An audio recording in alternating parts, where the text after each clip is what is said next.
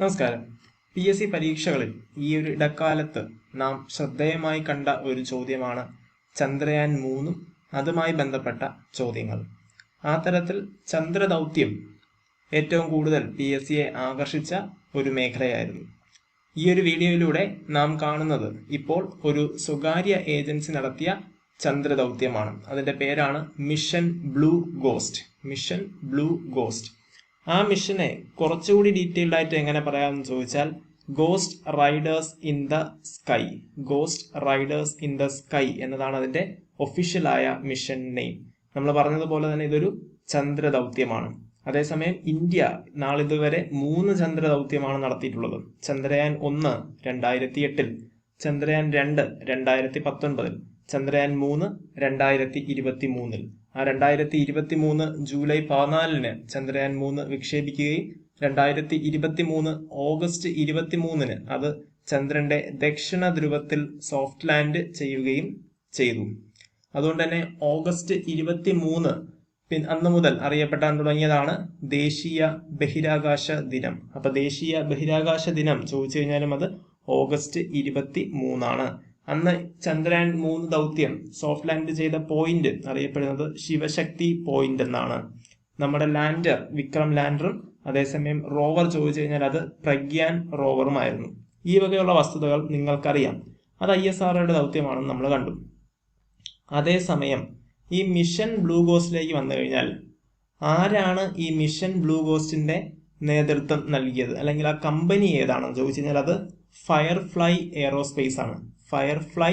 Aerospace ആണ് ഇതിന്റെ നേതൃത്വം നൽകിയത്. അപ്പൊ അവരൊരു സ്വകാര്യ ഏജൻസിയാണ്. ഇവരിനി ആർക്ക് വേണ്ടിയിട്ടാണ് ഈ ദൗത്യം നടത്തിയതെന്ന് ചോദിച്ചു കഴിഞ്ഞാൽ അത് നാസയ്ക്ക് വേണ്ടിയിട്ടാണ്. അതായത് അമേരിക്കയുടെ ബഹിരാകാശ ഏജൻസിയാണ് നാസ. ഈ നാസയ്ക്ക് വേണ്ടിയുള്ള വാണിജ്യ ദൗത്യമാണ് ഫയർഫ്ലൈ എയറോസ്പേസ് നടത്തിയത്. ഇനി നാസയുടെ ഫുൾ ഫോമും PSC ഒരു തവണ ചോദിച്ചിട്ടുണ്ട്. National aeronautics and space administration എന്നതാണ് നാസയുടെ പൂർണ്ണ രൂപം. National aeronautics and space administration. ഇനി ഈ സ്പേസ് ക്രാഫ്റ്റിനെ കുറിച്ച് നമ്മൾ പഠിക്കുമ്പോഴത്തേക്കും ഇതിന്റെ ലാൻഡർ ചോദിച്ചു കഴിഞ്ഞാൽ അതിന്റെ പേരാണ് ബ്ലൂ ഗോസ്റ്റ് ലൂണാർ ലാൻഡർ. ഇനി ഇതിന്റെ വിക്ഷേപണ തീയതി ജനുവരി 15, 2025. ദൗത്യം പൂർത്തിയാക്കിയ തീയതി, അതായത് സോഫ്റ്റ് ലാൻഡ് ചെയ്ത തീയതി ചോദിച്ചു കഴിഞ്ഞാൽ അത് മാർച്ച് 2, 2025. ഇനി എത്ര ദിവസം എടുത്താണ് ഈ ദൗത്യം പൂർത്തിയാക്കിയതെന്ന് ചോദിച്ചു കഴിഞ്ഞാൽ അത് 45 ദിവസമാണ്. അപ്പൊ 45 ദിവസത്തെ യാത്രയ്ക്ക് ശേഷമാണ് മിഷൻ ബ്ലൂ ഗോസ്റ്റ് അതിന്റെ ദൗത്യം പൂർത്തിയാക്കിയത്. ഇനി നമുക്കറിയാം, നമ്മൾ പറഞ്ഞു നമ്മുടെ ലാൻഡിംഗ് സൈറ്റ്, ഇന്ത്യയുടെ ലാൻഡിംഗ് സൈറ്റ് ശിവശക്തി പോയിന്റ് ആയിരുന്നു. അതേപോലെ ഇത് ലാൻഡ് ചെയ്ത സ്ഥലത്തിന്റെ പേരാണ് മേയർ ക്രൈസിയം നിയർ മോൺസ് ലാട്രലെ. ഈ സ്ഥലത്താണ് മിഷൻ ബ്ലൂ ഗോസ്റ്റ് ലാൻഡ് ചെയ്തത്. അതോടൊപ്പം നാസയുടെ 10 ഉപഗ്രഹങ്ങളെ ചന്ദ്രനിൽ എത്തിക്കുകയും ഈ ദൗത്യം ചെയ്തു. ഇനി നമ്മൾ മനസ്സിലാക്കേണ്ടുന്ന ഏറ്റവും വലിയൊരു വസ്തുത, എന്താണ് ഇതിന്റെ പ്രാധാന്യം? പൂർണ്ണമായിട്ടും വിജയിച്ച ആദ്യ വാണിജ്യ ചന്ദ്രദൗത്യമാണിത്. ഈ ഒരു മേഖലയിൽ എല്ലാവർക്കും ഡൗട്ട് വരുന്നതാണ് ഒഡീസിയാസ് ദൗത്യത്തെ പറ്റി. അമേരിക്ക ആസ്ഥാനമായി പ്രവർത്തിക്കുന്ന ഇൻഡ്യൂറ്റീവ് മെഷീൻസിന്റെ ഒരു ദൗത്യമായിരുന്നു ഒഡീസിയസ്. ഇതാണ് ചന്ദ്രനിലേക്ക് നടത്തിയ ആദ്യത്തെ വാണിജ്യ ദൗത്യം. ഒഡീസിയസ് ദൗത്യമാണ് ചന്ദ്രനിലേക്ക് നടത്തിയ ആദ്യത്തെ വാണിജ്യ ദൗത്യം. ഇത് അവിടെ ലാൻഡ് ചെയ്യുകയും ചെയ്തു ചന്ദ്രനിൽ. എന്നാൽ ഇത് ഭാഗികമായേ വിജയിച്ചുള്ളൂ. അതുകൊണ്ടാണ് നമ്മൾ ഇപ്പോൾ നടത്തിയ മിഷൻ ബ്ലൂ ഗോസ്റ്റിനെ എന്തെന്ന് പറയുന്നത്? പൂർണ്ണമായും വിജയിച്ച ആദ്യ വാണിജ്യ ദൗത്യം.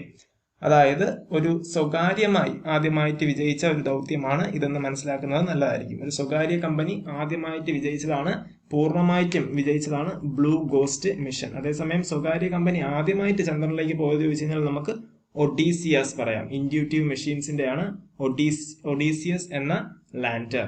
അതേസമയം രാജ്യങ്ങളെ നോക്കിക്കഴിഞ്ഞാൽ നമുക്കറിയാം, ആദ്യമായിട്ട് ചന്ദ്രനിലിറങ്ങിയ രാജ്യം റഷ്യയാണ്. റഷ്യ, പിന്നാലെ അമേരിക്ക എത്തി, 3ാമത് ചൈന എത്തി, 4ാമത് ഇന്ത്യ എത്തി, 5ാമത് ജപ്പാൻ. ഇനി ഇന്ത്യയുടെ പ്രാധാന്യം നമ്മൾ നോക്കിക്കഴിഞ്ഞാൽ ചന്ദ്രന്റെ ദക്ഷിണ ധ്രുവത്തിൽ സൗത്ത് പോളിൽ ലാൻഡ് ചെയ്യുന്ന ആദ്യ രാജ്യം ചോദിച്ചു കഴിഞ്ഞാലും ഇന്ത്യയാണ്.